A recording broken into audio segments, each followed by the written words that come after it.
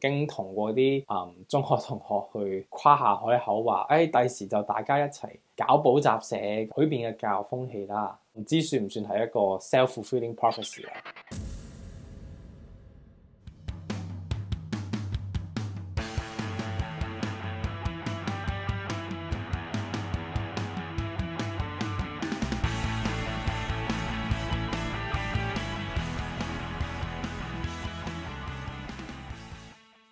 歡迎嚟到家善書室嘅 YouTube channel， 我係家善書室嘅 Andy Sir。咁1年前呢個時候呢，我哋就拍咗一段片叫做《創辦人有話說》啦。嗰陣啱啱係我哋成立家善書室冇耐，咁亦都有第一批嘅學生啦，同埋都有第一批嘅課程。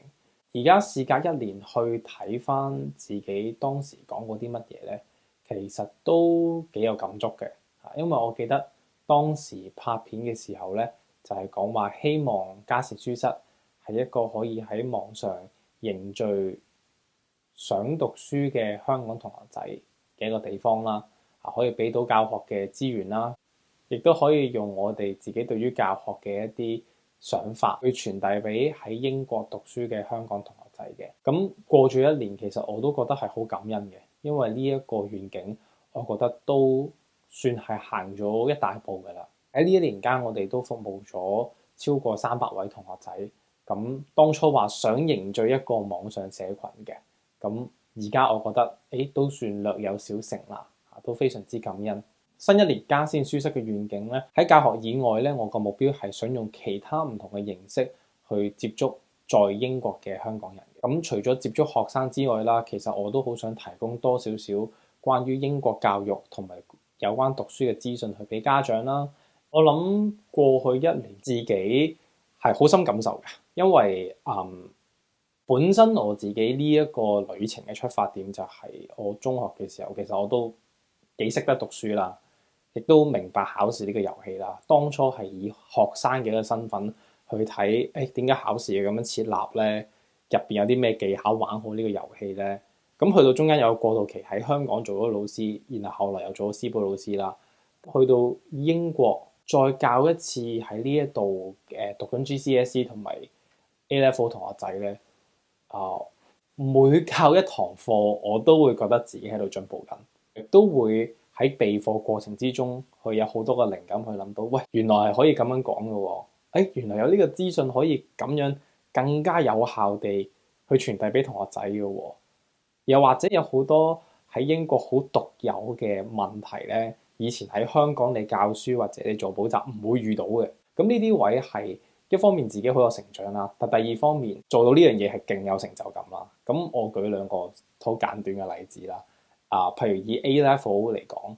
，A-Level 每間學校教嘅進度都唔一樣嘅。當我去開一個研習小組，譬如我教 physics 咁樣，我點樣 make sure 嚟到嘅同學仔，無論佢學校進度係點樣，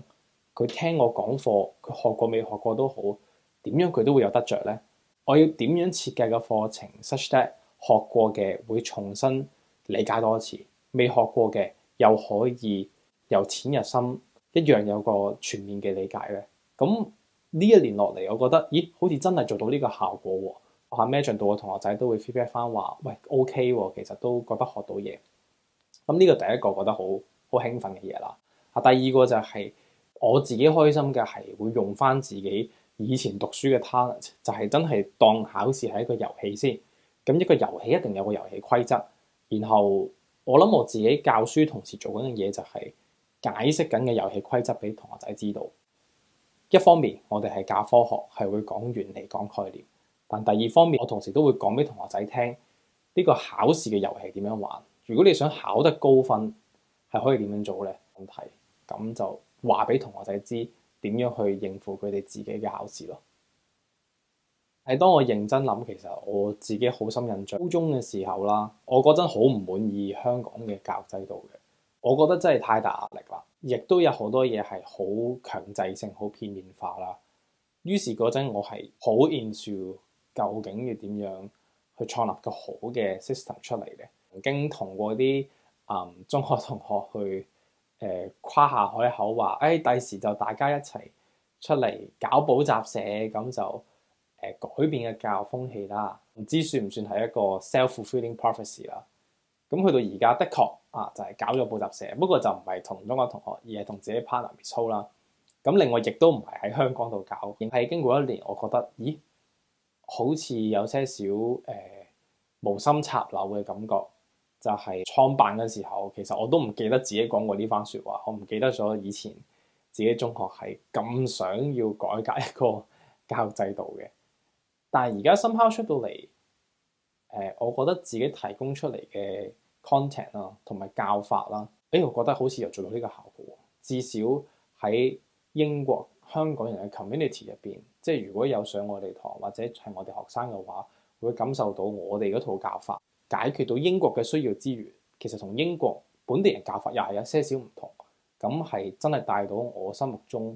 想要嘅嗰個效果出嚟咯。我理想中嘅教育其實係冇咁分層次嘅，即係我自己相信一樣嘢就係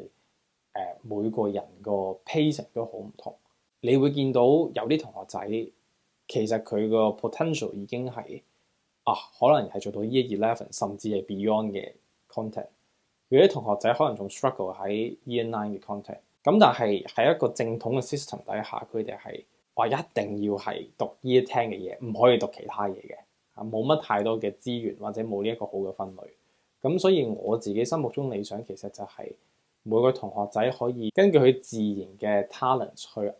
展露出佢哋應有嘅進度。佢哋有天賦或者有興趣嘅嘢，自然就會學得快啲同學得深入啲啦。但係其他 compulsory 佢可能又唔係好叻嘅嘢，咁我哋嘅要求可能就相對冇咁高。咁我覺得呢一種咁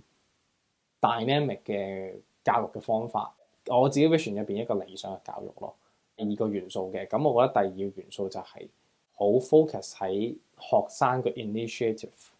即係佢哋點樣去主動地 approach 個問題，去 problem solve 佢，又或者揾到一啲新嘅資源、新嘅方法去學原本嘅 topic 咧。咁我覺得呢個導向就係可以激勵到學生，佢唔係淨係依住課本有嘅內容，或者課程 curriculum 入邊有嘅內容，而係可能佢哋想學一啲我哋大人都冇諗過嘅嘢，或者我哋大人本身都唔識嘅嘢，例如好似AI 融入一個新嘅科目咁樣樣。後生仔對我嚟講嘅定義就係創新啦，同埋諗一啲以前人我哋冇諗過嘅嘢啦。我覺得咁樣教育嘅元素係最符合到我心目中嘅願景咯。新一年勉勵學生嘅説話咧，我覺得尤其是對於今年會考公開試嘅 GCSE 同埋 A Level 嘅同學仔啦，以 Andy Sir 嘅經驗嚟講咧，英國讀書考試嘅遊戲咧已經係比起香港係容易㗎啦。另外你要知道啦，對於讀書同埋考試咧分得開，咁你個人諗嘢就會清楚啦。追求知識係一樣嘢，課本上嘅學術係一樣嘢，最後考試規則都係另一樣嘢。咁我諗大部分同學唔理解或者缺嘅就係最尾嗰樣嘢啦。你哋對學術一方面係有自己追求啦，但係另一方面學術壓力通常就嚟自於你唔理解考試呢樣嘢到底點樣運作，同埋佢嘅要求係啲乜嘢。所以花少少時間喺呢方面了解下個 mark scheme 啊，做多少少 past paper practice 啊，有系統咁統計翻自己嘅成績，咁你慢慢就會見到個 pattern 出到嚟。咁每個人都有屬於自己嘅 pattern 嘅，咁呢點就已經可以好好咁幫你喺個 academic 嘅路上邊係有進步噶啦。至於對於其他年級嘅同學仔咧，咁我覺得就係 enjoy your school life， 而且喺學校功課同埋讀書範圍以外咧，真係 develop 自己一個興趣，develop 自己一個好 passionate 嘅嘢，因為喺讀書以外，你嘅 life 好多時就 depends on 佢啦。甚至你真係有空閒嘅，可以 start 啲屬於你自己嘅小 project。咁呢樣嘢對於你人生長遠嚟講嘅性情啦，同埋自己嘅 initiative 咧，係有好大幫助嘅。嘉善書室2026年嘅願景咧，就係希望可以激勵到同學用一個自主同埋有創新嘅方法去面對自己學術方面遇到嘅問題，而且亦都希望透過我哋嘅社群啦，去帶起呢一個氣氛俾同學仔。